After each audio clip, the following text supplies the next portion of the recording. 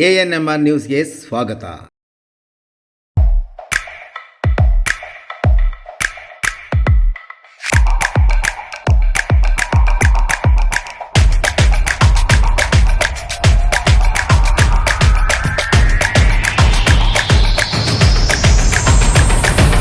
Higher, more creation, more possibilities. Chintamani JK ಭವನದಲ್ಲಿ JDS ಮತ್ತು BJP ಸಮನ್ವಯ ಸಭೆ. ಕೋಲಾರ ಲೋಕಸಭಾ ಕ್ಷೇತ್ರದ ಮೈತ್ರಿ ಅಭ್ಯರ್ಥಿಗಳ ಸಮನ್ವಯ ಸಭೆಯಲ್ಲಿ ಎರಡು ಪಕ್ಷದ ನಾಯಕರು ಒಟ್ಟಾಗಿ ಕೋಲಾರ ಲೋಕಸಭಾ ಕ್ಷೇತ್ರದಲ್ಲಿ ಮೈತ್ರಿ ಅಭ್ಯರ್ಥಿ ಮಲ್ಲೇಶ್ ಬಾಬುಗೆ ಮತ ನೀಡುವಂತೆ ಚಿಂತಾಮಣಿ ಕ್ಷೇತ್ರದ JDS ಮತ್ತು BJP ಮತದಾರರಿಗೆ ಮನವಿ ಮಾಡಿದರು.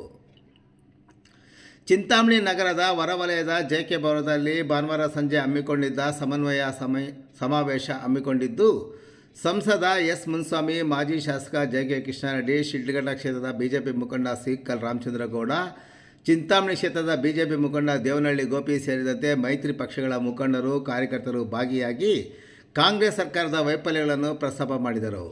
ಇನ್ನು ದೇಶದಲ್ಲಿ ಮೋದಿ ಅವರ ಸೇವೆ ಅಪಾರವಾದದ್ದು, ಅವರು ಇಡೀ ಪ್ರಪಂಚಕ್ಕೆ ವಿಶ್ವ ನಾಯಕರಾಗಿದ್ದಾರೆ. ಅದೇ ರೀತಿ ಕ್ಷೇತ್ರದಲ್ಲಿ ಎರಡು ಪಕ್ಷದ ಮುಖಂಡರು ಒಟ್ಟಾಗಿ ಅಭ್ಯರ್ಥಿಯನ್ನು ಹೆಚ್ಚಿನ ಮತಗಳ ಅಂತರದಿಂದ ಗೆಲ್ಲಿಸಬೇಕಾಗಿದೆ. ಅಷ್ಟೇ ಅಲ್ಲದೆ ಸ್ಥಳೀಯವಾಗಿ ಎಷ್ಟೇ ಮನಸ್ತಾಪಗಳು ಬಂದರೂ ಒಗ್ಗಟ್ಟಾಗಿ ಸೇರಿ ಪರಿಹರಿಸಿಕೊಳ್ಳಬಹುದೆಂದು ಕಾರ್ಯಕರ್ತರಿಗೆ ಸಲಹೆ ನೀಡಿದರು. ಇನ್ನು ಸಂಸದ ಮುನ್ಸ್ವಾಮಿ ಮಾತನಾಡಿ, ಚುನಾವಣೆ ನಿಮಿತ್ತ BJP JDS ಸಮನ್ವಯ ಸಭೆಗೆ ತೀರ್ಮಾನ ಮಾಡಲಾಗಿತ್ತು. ಕೋಲಾರ ಲೋಕಸಭಾ ಕ್ಷೇತ್ರದಲ್ಲಿ ಅಭ್ಯರ್ಥಿಯ ಗೊಂದಲದಿಂದ ಸಭೆಗೆ ತಡವಾಯಿತು. ರಾಜಕಾರಣದಲ್ಲಿ ಯಾರೂ ವಿರೋಧ ಇಲ್ಲ, ನಾವೆಲ್ಲ ಒಂದೇ ಎಂದು ಸಂಸದ ಎಸ್ ಮುನ್ಸ್ವಾಮಿ ಸಮನ್ವಯ ಸಭೆಯಲ್ಲಿ ತಿಳಿಸಿದರು. ನನ್ನ ಕರ್ಮಭೂಮಿ ಕೋಲಾರದಲ್ಲಿ ಕಳೆದ ಬಾರಿ ಸ್ಪರ್ಧಿಸಿದಾಗ ಅತ್ಯಧಿಕ ಮತಗಳ ಅಂತರದಿಂದ ಗೆಲ್ಲಿಸಿದ್ದಾರೆ. ಅದೇ ರೀತಿ ಮಲ್ಲೇಶ್ ಅವರನ್ನು ಗೆಲ್ಲಿಸಬೇಕಾಗಿದೆ. ನರೇಂದ್ರ ಮೋದಿ ಅವರನ್ನು 3ನೇ ಬಾರಿ ಪ್ರಧಾನಿಯನ್ನಾಗಿ ಮಾಡಬೇಕು. ಇನ್ನು ಕಾಂಗ್ರೆಸ್ ಅವರು ಕೇವಲ ಸುಳ್ಳು ಮಾಹಿತಿಗಳನ್ನು ಹೇಳಿಕೊಳ್ಳುತ್ತಿದ್ದಾರೆ ಎಂದರು. ಇನ್ನು ಲೋಕಸಭಾ ಕ್ಷೇತ್ರದ ಕೈ ಅಭ್ಯರ್ಥಿ ಗೌತಮ್ ಕೋಲಾರ ಜನತೆಗೆ ಯಾರೆಂದು ಗೊತ್ತಿಲ್ಲ, ಕೇವಲ ಗ್ಯಾರಂಟಿಗಳನ್ನು ಹೇಳಿಕೊಂಡು ಮತಯಾಚನೆ ಮಾಡುತ್ತಿದ್ದಾರೆ. ಆದರೆ ಎಲ್ಲ ಸುಳ್ಳು ಹೇಳುತ್ತಿದ್ದಾರೆ. ಗೃಹಲಕ್ಷ್ಮಿ ಯೋಜನೆಯಿಂದ ಅತ್ತೆ ಸೊಸೆಗೆ ಜಗಳ ತಂದು ಬಿಟ್ಟಿದ್ದಾರೆ.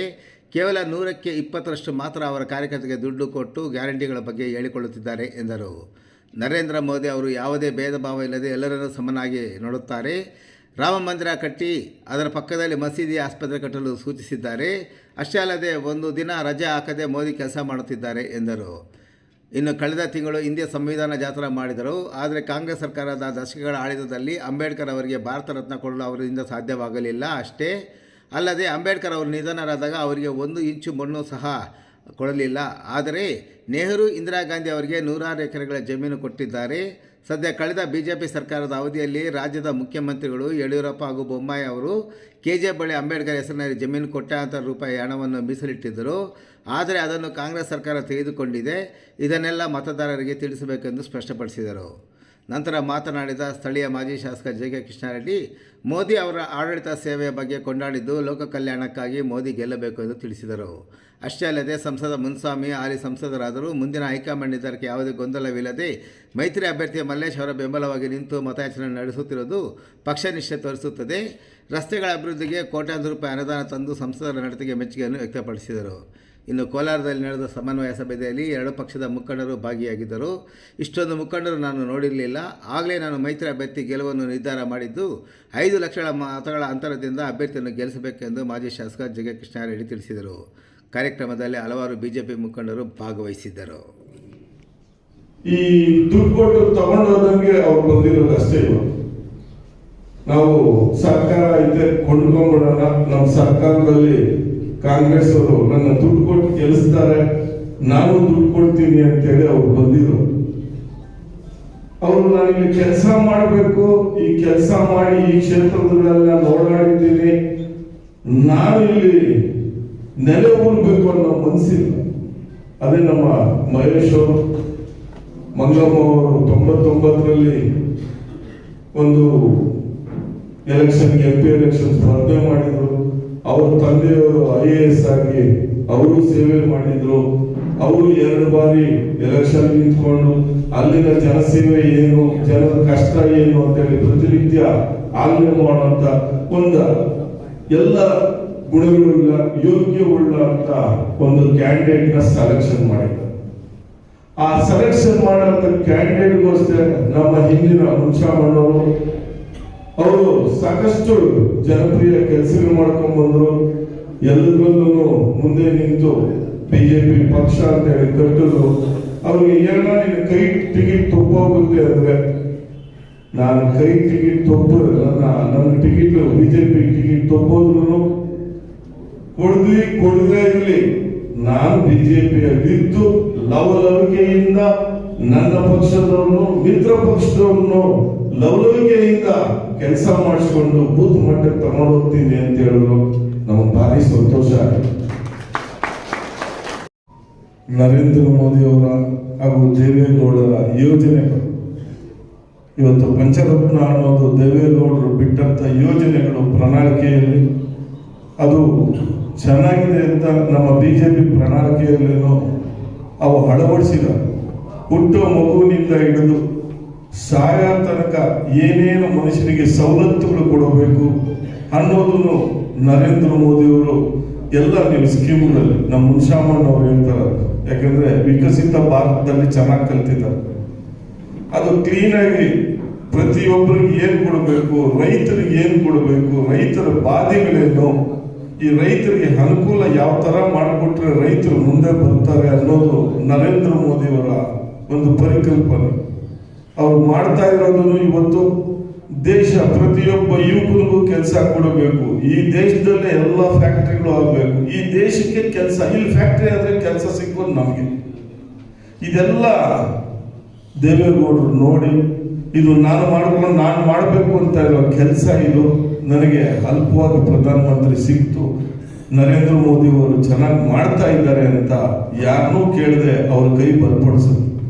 ಅವ್ರ ಕೈ ಬಲಪಡಿಸಿ ಇಂಥ ಇನ್ನ ಕೆಲಸಗಳು ಮಾಡಬೇಕು, ರೈತರಿಗೆ ಬೆಂಬಲ ಬೆಲೆ ಕೊಡಬೇಕು, ರೈತರು ಬೆಳೆದಂತ ವಸ್ತುಗಳನ್ನ ತಗೋಬೇಕು, ನಾವು ರೈತರಲ್ಲಿ ನಾವಿವತ್ತು ವೇರ್ ಹೌಸ್ಗಳು ಮಾಡಿಸ್ಬೇಕು, ರೈತರಿಗೆ ಸಬ್ಸಿಡಿಗಳು ಕೊಡಬೇಕು, ರೈತನ ದಿಕ್ಕಿ ಮಾರ್ಕೆಟ್ ಅಲ್ಲಿ ಮಾಡ್ಕೊಳ್ಳುವಂಥದ್ದಾಗಬೇಕು, ಅದು ದಲ್ಲಾಳಿಗಳ ಪಾಲಾಗ್ಕೊಡ್ದು ಅಂತೇಳಿ ಅವೆಲ್ಲ ರೈತ ಯಾವ ರೀತಿ ಕಾರ್ಯಕ್ರಮಗಳನ್ನು ಹಮ್ಮಿಕೋಬೇಕನ್ನೋ ಒಂದು ಸಭೆಯನ್ನ ಇವತ್ತು ಕೃಷ್ಣಾರೆಡ್ಡಿ ಅವರು ಮತ್ತೆ ವೇಣುಗೋಪಾಲ್ ರೆಡ್ಡಿ ಅವರು ನಿಮ್ಮೆಲ್ಲರ ನೇತೃತ್ವದಲ್ಲಿ ನಡೀತಾ ಇದೆ. ನಾನು ಹೇಳೋದಿಷ್ಟೇ, ಹಿಂದೆ ಎಲ್ಲ ನಮ್ಮ ಪಾರ್ಟಿಯಲ್ಲಿದ್ದವರು ನಮಗೆ ಗೊತ್ತಿದ್ದೀರ ಕೃಷ್ಣಾರೆಡ್ಡಿ ಅವ್ರ ಜೊತೆಲ್ಲೂ ಸಂಪರ್ಕದಲ್ಲಿದ್ರು. ಕೃಷ್ಣಾರೆಡ್ಡಿ ಅವ್ರ ಜೊತೆಲಿ ಇರ್ತಕ್ಕಂಥವರು ನಿಮಗೂ ಗೊತ್ತಿದ್ದೀರ ವೇಣುಗೋಪಾಲ್ ಅವ್ರ ಜೊತೆಲ್ಲೂ ಸಂಪರ್ಕದಲ್ಲಿದ್ರು. ಇದೆಲ್ಲ ಇನ್ ಮುಂದೆ ಆ ಥರ ಏನು ಗೊತ್ತಿಲ್ಲ, ಎಲ್ಲ ಗೊತ್ತಾಗಿದೆ, ಎಲ್ಲ ಜೊತೆಲಿರ್ಬೇಕು. ಯಾಕೆಂದ್ರೆ ಬೇರೆ ಬೇರೆ ಚುನಾವಣೆಗಳಲ್ಲಿ ಕರ್ನಾಟಕ ರಾಜ್ಯದಲ್ಲಿ ಸಮ್ಮಿಶ್ರ ಸರ್ಕಾರ ಬಂದಾಗ JDS ಬಿಜೆಪಿ ಸಮ್ಮಿಶ್ರ ಸರ್ಕಾರ ನಡೆದಿದೆ. ಆದ್ರೆ ಲೋಕಸಭಾ ಚುನಾವಣೆ ಬಂದಾಗ ಸ್ವತಂತ್ರ ಬಂದಾದ್ಮೇಲೆ ಇದೇ ಫಸ್ಟ್ ಟೈಮ್ JDS ಮತ್ತೆ ಭಾರತೀಯ ಜನತಾ ಪಾರ್ಟಿ ಸಮ್ಮಿಶ್ರ NDA ಮೈತ್ರಿಕೂಟದ ಅಭ್ಯರ್ಥಿಯಾಗಿ ಇದೇ ಮೊದಲನೇ ಸಾರಿ ಬಂದಿರೋದು. ನನಗೆಲ್ಲಾರು ಹೇಳ್ತಾ ಇದ್ರು, ಯಾಕೆ ನೀವಿದ್ರೆಲ್ಲ ನಿಂತ್ಕೋಬೋದಾಗಿತ್ತಲ್ಲ ಅಂತೇಳಿ. ಪಕ್ಷ ನನ್ನನ್ನು ಬೆಂಗಳೂರಲ್ಲಿ ಕಾರ್ಪೊರೇಟರ್ ಆಗಿದ್ರು ಮಾದೇಪುರ ಕ್ಷೇತ್ರದಲ್ಲಿ. ಅಡ್ದು ನಾವು ಒಂದೇ ಕಾನ್ಸ್ಟಿಟ್ಯೂನ್ಸಿಯಲ್ಲೇ, ನನ್ನ ಕರ್ಮಭೂಮಿ ಕೋಲಾರ ಜಿಲ್ಲೆ ಆದ್ರೂ ಬೆಳೆದಿದ್ದೆಲ್ಲ ಅಲ್ಲಿ. ಹಂಗಾಗಿ ಅಲ್ಲಿಂದ ಬಂದಂತ ಸಂದರ್ಭದಲ್ಲಿ ಇಲ್ಲೇ ಕೋಲಾರ ಜಿಲ್ಲೆಯನ್ನು ನಮ್ಮ ಮನೆ ಮಗನು ನಮ್ಮ ಲೋಕಸಭಾ ಕ್ಷೇತ್ರದಲ್ಲೂ ಇವನ್ನ ಗೆಲ್ಲಿಸಬೇಕು, ಮೋದಿ ಅವರು ಪ್ರಧಾನಮಂತ್ರಿ ಆಗ್ಬೇಕು, ಹಿಂದೆ ಇದ್ದವ್ರನ್ನ ಮನೆಗೆ ಕಳಿಸ್ಬೇಕು ಅಂತ ಎಲ್ಲ ಮನಸ್ಸಲ್ಲಿ ಇಟ್ಕೊಂಡು 2,12,000 ವೋಟ್ಗಳ ಅಂತರದಿಂದ ಗೆಲ್ಸ್ಕೊಟ್ರಿ. JDS ಕಾಂಗ್ರೆಸ್ ಮೈತ್ರಿಕೂಟಕ್ಕೆ 4,90,000 ವೋಟ್ ಬಂದ್ರೆ,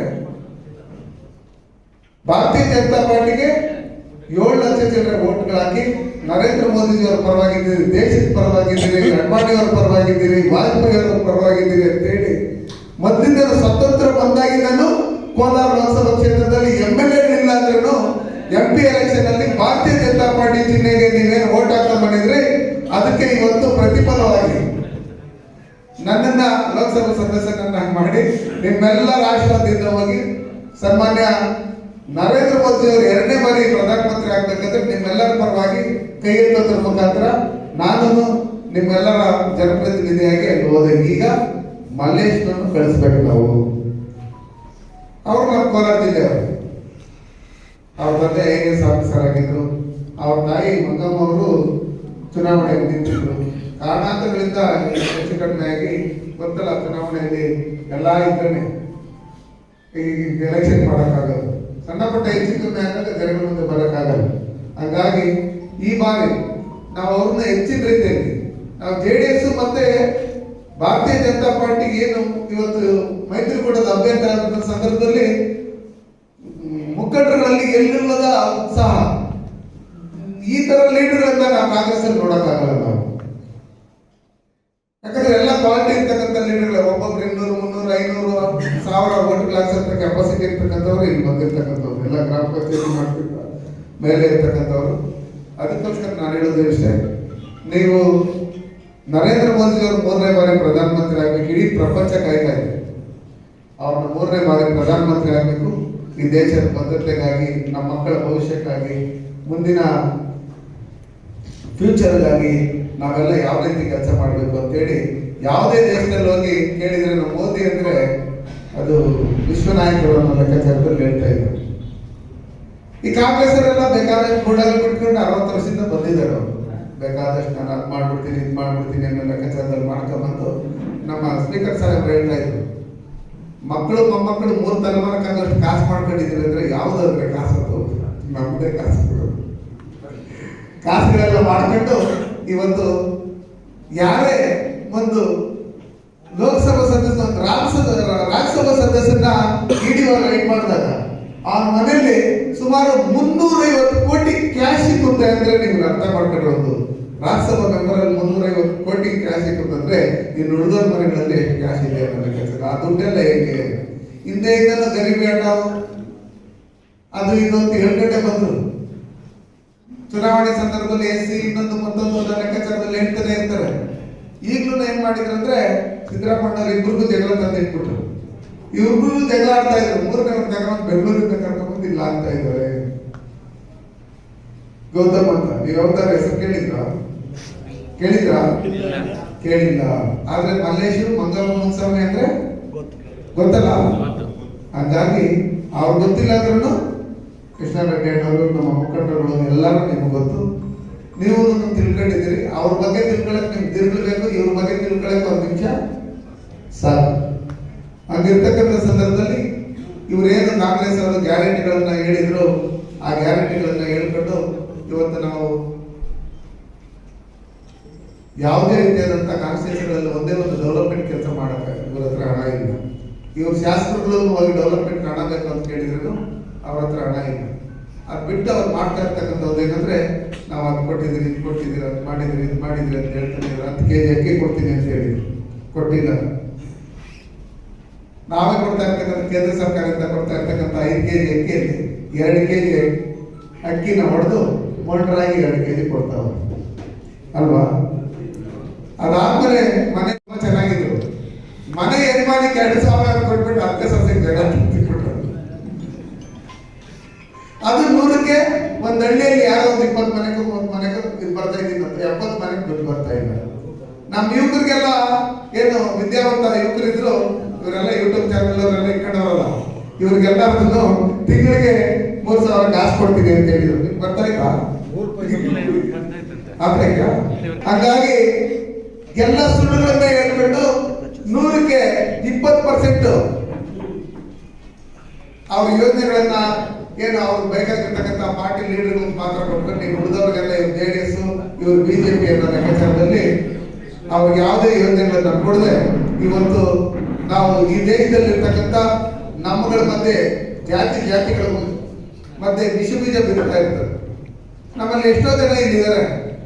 ರಾಮ ಮಂದಿರ ಉದ್ಘಾಟನೆ ಆದ ತಕ್ಷಣ ಇಲ್ಲಿ ಎಷ್ಟೋ ಜನ ಮುಸ್ಲಿಂ ಬಾಂಧವರು ಆ ಹೆಣ್ಮಕ್ಳು ಅವರು ಇವರೆಲ್ಲ 100 ಕಿಲೋಮೀಟರ್ಗಳು ಪಾದಯಾತ್ರೆ ಮುಖಾಂತರ ಹೋಗಿ ದರ್ಶನ ಮಾಡ್ಕೊಂಡು ಬಂದರು. ನಮ್ಮಲ್ಲಿ RSS ಅಲ್ಲಿ ಮುಸ್ಲಿಂ ಮಂಚ್ ಅಂತ ಹೇಳಿದ್ರೆ ಸುಮಾರು 300ಕ್ಕೂ ಹೆಚ್ಚಿಗೆ ಜನ 150 ಕಿಲೋಮೀಟರ್ ನಡ್ಕೊಂಡು ಹೋಗಿ ರಾಮನ ದರ್ಶನ ಮಾಡ್ಕೊಂಡು ಬಂದರು. ನಮ್ಮಲ್ಲಿ ಏನು ಜಗಳಗಳಿಲ್ಲ. ರಾಮನ ಅಯೋಧ್ಯೆದೇನಾದ್ರು ತಿರುಗಿ ಬಂದ ತಕ್ಷಣ ಇಡೀ ದೇಶದಲ್ಲಿ ಅಲ್ಲೋಲ ಆಗೋದಿದೆ, ಹಂಗ್ ಮಾಡ್ಬೇಕು ಹಿಂಗ್ ಮಾಡ್ಬೇಕು ಅಂತ ಹೇಳಿ ಕಾಂಗ್ರೆಸ್ ಅವ್ರು ಕಾಯ್ತಾ ಇದ್ರು. ಆದ್ರೆ ಎಲ್ಲೂ ಒಂದು ಸಣ್ಣ ಪುಟ್ಟ ಅಹಿತಕರ ಘಟನೆಗಳನ್ನು ನಡೆದಿಲ್ಲ. ಎಲ್ಲ ಶಾಂತಿ ರೀತಿಯಲ್ಲೇ ನಡೆದು 2 ವರ್ಷದಲ್ಲಿ ರಾಮನ ಮಂದಿರ ಪೂರ್ಣ ಆಗಿ ಮಸೀದಿನೂ ಕಟ್ಟೋದಕ್ಕೆ ಜಾಗ ಎಲ್ಲಿ ಕೊಡ್ಬೇಕು ಅಂತ ಹೇಳಿ ಡಿಸೈಡ್ ಮಾಡಿ ಅವರನ್ನು ಮಸೀದಿ ಮತ್ತೆ ಹಾಸ್ಪಿಟಲ್ ಅದೆಲ್ಲ ಕಟ್ಟಬೇಕು ಅಂತ ಹೇಳಿ ಅವ್ರಿಗೂ ಜಾಗ ಕೊಟ್ಟು ನಾವೆಲ್ಲ ಹನ್ನೆರಡಾಗಿದ್ದೀವಿ. ನರೇಂದ್ರ ಮೋದಿಜಿಯವರು ಹಜರತ್ ಅಂತ ಹೋಗ್ತಾರೆ, ಮಸೀದಿ ಹೋಗ್ತಾರೆ, ದುಬೈ ಅಬುದಾಬಿಗೆ ಹೋಗಿ ಅಲ್ಲಿನೂ ಒಂದು ದೇವಸ್ಥಾನ ಕಟ್ಟಬೇಕು ಅನ್ನೋ ಲೆಕ್ಕಾಚಾರದಲ್ಲಿ ಮಾಡಿದಾಗ ಅಲ್ಲಿನ ದೊರೆ ಆ ದೇಶದ ಒಂದು ಬಾವುಟ ಮುಂದೆ ಇಟ್ಟಂತೆ, ನೀವೆಲ್ಲಿ ಮಾರ್ಕ್ ಮಾಡ್ತೀರೋ ಆ ಜಾಗದಲ್ಲಿ ದೇವಸ್ಥಾನ ಕಟ್ಟಕ್ಕೆ ಜಾಗ ಕೊಡ್ತೀರಿ, ಎಷ್ಟು ಬೇಕು ನಿಮ್ಗೆ ಹೇಳಿ ಅಂತ ಹೇಳಿ.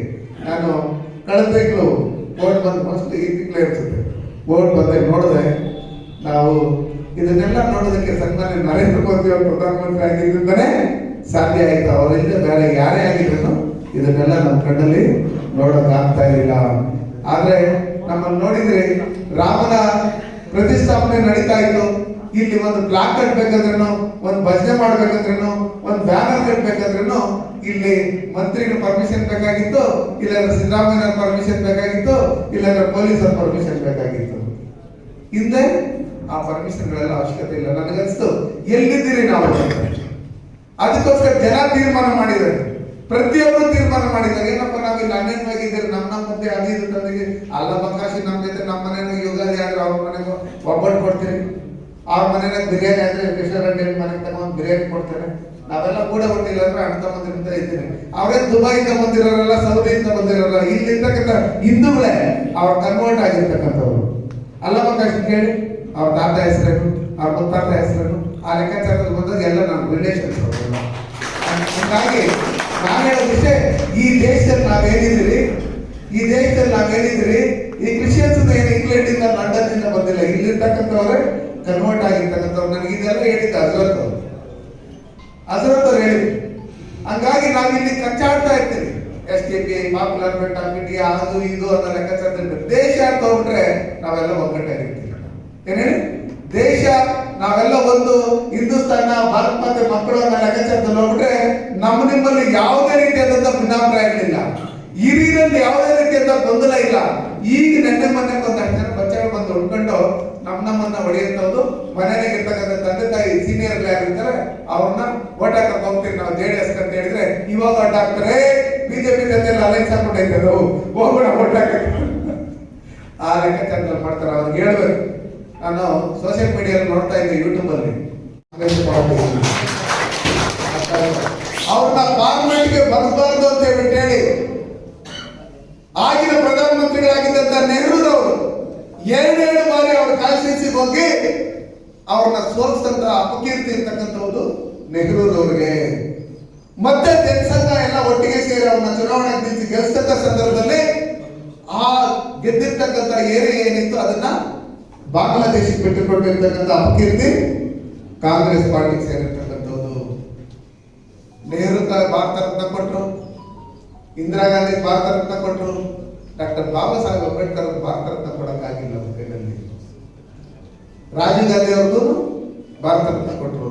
VP ಸಿಂಗ್ ಸರ್ಕಾರದಲ್ಲಿ ಇದೇ NDA ಮೈತ್ರಿಕೂಟದಲ್ಲಿ ಡಾಕ್ಟರ್ ಬಾಬಾ ಸಾಹೇಬ್ ಅಂಬೇಡ್ಕರ್ ಅವ್ರಿಗೆ ಭಾರತ ರತ್ನ ಕೊಟ್ಟರು. ಡಾಕ್ಟರ್ ಬಾಬಾ ಸಾಹೇಬ್ ಅಂಬೇಡ್ಕರ್ ಸಂವಿಧಾನನ ಬದಲಾಯಿಸಬೇಕು ಅಂತ ಹೇಳ್ಬಿಟ್ಟು ಹಿಂದೆ ರಾಜೀವ್ ಗಾಂಧಿ ಅವರು ಹೇಳಿದ್ರು ಬದಲಾಯಿಸ್ತೀವಿ ಅಂತ ಹೇಳಿ. ಅದು ನಮ್ಮ ಹತ್ರ ವಿಡಿಯೋಗಳಿದೆ, ಅವ್ರ ಮೇಲೆ ಏನು ಆಕ್ಷೇಪ ತಗೊಂಡಿಲ್ಲ. ಇಲ್ಲಿ ಸಂತೋಷ್ ಲಾಡು ಮತ್ತೆ ಅನಿಲ್ ಲಾಡು ಅವ್ರು ಹೇಳ್ತಾರೆ ಸಂವಿಧಾನ ಬರೆದಿದ್ದು ಯಾರು ಅಂದ್ರೆ ನೆಹರು ಅವ್ರು ಬರ್ತಿದ್ರು, ಇಂದಿರಾ ಗಾಂಧಿ ಅವರು ಬರ್ತಿದ್ರು ಅಂತ ಹೇಳ್ತಾರೆ ಡಾಕ್ಟರ್.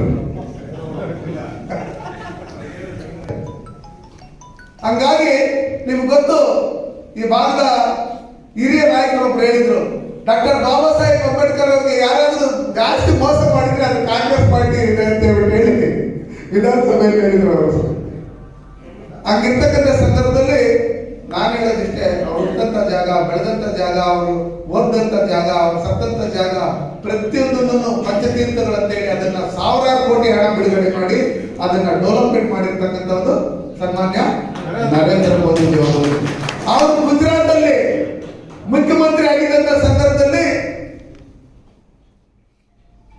ಏನು ಕಾನೂನು ದಿನಾಚರಣೆ ಅಂತ ಮಾಡ್ತಾರೆ, ಅವತ್ತೇ ಸಂವಿಧಾನ ದಿನಾಚರಣೆಯನ್ನ ಲೆಕ್ಕಾಚಾರದಲ್ಲಿ ಮಾಡಿ ನಮ್ಮ ಸಂವಿಧಾನದ ಪ್ರತಿ ಏನಿದೆ ಅದನ್ನ ಹೆಣ್ಮಕ್ಳು ಹೂವಿನ ಬುಟ್ಟಿಯಲ್ಲಿ ಇಟ್ಕೊಂಡು ಮೆರವಣಿಗೆ ಬಂದು, ಯಾವ ರೀತಿ ನಾವು ದಸರಾ ಅಲ್ಲಿ ನಾವು ಆನೆ ಮೇಲೆ ಚಾಮುಂಡೇಶ್ವರಿ ತಾಯಿನ ಇಟ್ಟು ಮೆರವಣಿಗೆ ಮಾಡ್ತಿರೋ ಅದೇ ರೀತಿಯಲ್ಲಿ ಸಂವಿಧಾನದ ಪ್ರತಿಯನ್ನ ಪುಸ್ತಕವನ್ನ ಅದರಲ್ಲಿ ಇಟ್ಟು ಮೆರವಣಿಗೆ ಮಾಡಿ ಸನ್ಮಾನ್ಯ ನರೇಂದ್ರ ಮೋದಿಜಿಯವರು ಗೌರವ ಕೊಟ್ಟಿರ್ತಕ್ಕಂಥದ್ದು 2011-2012 ಇಸ್ವಿಯಲ್ಲಿ ಅವ್ರ ಪ್ರಧಾನಮಂತ್ರಿ ಆಗಿದ್ದಾದ್ಮೇಲೆ. ಅದಾದ್ಮೇಲೆ ಅವ್ರು ಪ್ರಧಾನಮಂತ್ರಿ 2ನೇ ಸರಿ ಆದಂತ ಸಂದರ್ಭದಲ್ಲಿ ನಾನು ಕಣ್ಮುಂದೆ ನೋಡಿರ್ತಕ್ಕಂಥದ್ದು, ಬಂದು ಸಂವಿಧಾನದ ಇದಕ್ಕೆ ನಮಸ್ಕಾರ ಮಾಡಿ ಒಂದು ಟೀಮ್ ಮಾಡ್ತಾ ಇರ್ತಕ್ಕಂಥದ್ದು. ಈ ದೇಶದಲ್ಲಿ ನಾನು ಪ್ರಧಾನಮಂತ್ರಿ ಆಗ್ಬೇಕಂದ್ರೆ ಅದಕ್ಕೆ ಕಾರಣ ಡಾಕ್ಟರ್ ಬಾಬಾ ಸಾಹೇಬ್ ಅಂಬೇಡ್ಕರ್ ಬರ್ತಿರ್ತಕ್ಕಂಥ ಸಂವಿಧಾನ ಅಂತ ಹೇಳಿ ಈ ದೇಶದಲ್ಲಿ ಭಗವದ್ಗೀತೆಗಿಂತ ದೊಡ್ಡ ಗ್ರಂಥ ಯಾವ್ದಾದ್ರೆ ಅದು ಸಂವಿಧಾನ ಅಂತ ಹೇಳಿರ್ತಕ್ಕಂಥದ್ದು ಸನ್ಮಾನ್ಯ ನರೇಂದ್ರ ಮೋದಿಜಿಯವರು. ಹಾಗಾಗಿ ಇವರೆಲ್ಲರ ಒಟ್ಟುಗೂಡಿ ಮಾತನಾಡಿ ಅಲೈನ್ಸ್ ಬಗ್ಗೆ ಮಾತುಕತೆ ನಡೆದಿತ್ತು. ಅದರಂತೆ ಇವತ್ತು JDS ಮತ್ತು ಬಿಜೆಪಿ ಇವತ್ತು ಮೈತ್ರಿಯಾಗಿ ಇವತ್ತು ಈ ಚುನಾವಣೆಯ ಹಿನ್ನೆಲೆಯಲ್ಲಿ ಇವತ್ತು ನಮ್ಮ ಜಿಲ್ಲಾ ಕೇಂದ್ರದಲ್ಲಿ ಬೆಳಗ್ಗೆ ಸಭೆಯಲ್ಲಿ ನಾನು ಸಂಸದರು ವೇಣುಗೋಪಾಲ್ ಅವರು ಮತ್ತು ಎಲ್ಲ ನಮ್ಮ ರಾಮಚಂದ್ರ ಗೌಡ ಎಲ್ಲರೂ ಕೂಡ ಭಾಗವಹಿಸಿದ್ವಿ. ಬಹುಶಃ ಆ ಜಿಲ್ಲಾ ಕೇಂದ್ರದಲ್ಲಿ ಇವತ್ತು ನಡೆದಿರ್ತಕ್ಕಂಥ ಸಮನ್ವಯ ಸಭೆ ಹೇಗಿತ್ತು ಅಂತ ಹೇಳಿದ್ರೆ ನಾನು ಎಂದಿಗೂ ಕೂಡ ನೋಡಿರಲಿಲ್ಲ. ಅಂದ್ರೆ 2,000, 3,000, 5,000 ಜನ ಸೇರಿರ್ತಕ್ಕಂಥ ನೋಡಿದ್ದೇವೆ. ಆದ್ರೆ ಆ ಒಂದು ಜಿಲ್ಲಾ ಕೇಂದ್ರದಲ್ಲಿ ನಡೆದಿರ್ತಕ್ಕಂಥ 2,000 ಮುಖಂಡರು ಬಹುಶಃ ನಾನು ಎಲ್ಲೂ ನೋಡಿರ್ಲಿಲ್ಲ. ಅಂತ ಒಂದು ದೊಡ್ಡ ಪ್ರಮಾಣದ ಒಂದು ಸಭೆ ಆಯಿತು. ವೇದಿಕೆ ಮೇಲೆ ಕೂಡ ಸಂಸದರ ಆದಿಯಾಗಿ ಇವತ್ತು ಶಾಸಕರು, ಮಾಜಿ ಶಾಸಕರು ಎಷ್ಟು ಒಂದು ಸುಮಾರು 150 ಜನ ಮುಖಂಡರು ವೇದಿಕೆ ಮೇಲೆ ಇದ್ರು.